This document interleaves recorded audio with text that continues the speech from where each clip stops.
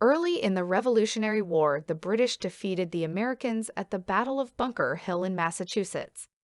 Despite their loss, the inexperienced colonial forces inflicted significant casualties against the enemy, and the battle provided them with an important confidence boost during the Siege of Boston. Although commonly referred to as the Battle of Bunker Hill, most of the fighting occurred on nearby Breed's Hill. On the heels of the battles of Lexington and Concord that kicked off the Revolutionary War, American troops learned that the British were planning to send troops from Boston to occupy the hills surrounding the city.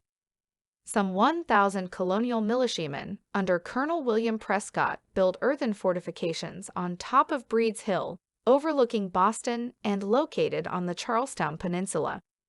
The men originally had been ordered to construct their fortifications atop Bunker Hill, but instead chose the smaller Breed's Hill, closer to Boston. Some 2,200 British forces under the command of Major General William Howe and Brigadier General Robert Piggott landed on the Charlestown Peninsula, then marched to Breed's Hill. As the British Army advanced in columns against the Americans, Prescott, in an effort to conserve the Americans' limited supply of ammunition, reportedly told his men, "Don't fire until you see the whites of their eyes." When the Redcoats were within several dozen yards, the Americans let loose with a lethal barrage of musket fire, throwing the British into retreat. After reforming their lines, the British attacked again, with much the same result.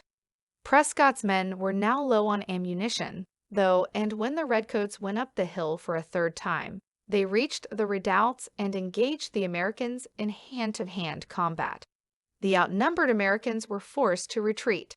However, by the end of the engagement, the casualties of the Battle of Bunker Hill were high. Patriot gunfire had cut down some 1,000 enemy troops, with more than 200 killed and more than 800 wounded. More than 100 Americans perished, while more than 300 others were wounded. 3 weeks later, George Washington arrived in Cambridge, Massachusetts, to take command of the Continental Army. The British had won the so-called Battle of Bunker Hill and Breed's Hill, and the Charlestown Peninsula fell firmly under British control. Despite losing their strategic positions, the battle was a significant morale builder for the inexperienced Americans, convincing them that patriotic dedication could overcome superior British military might.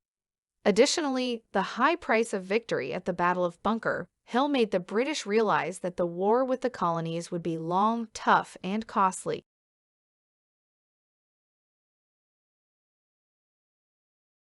That will be it for today's video.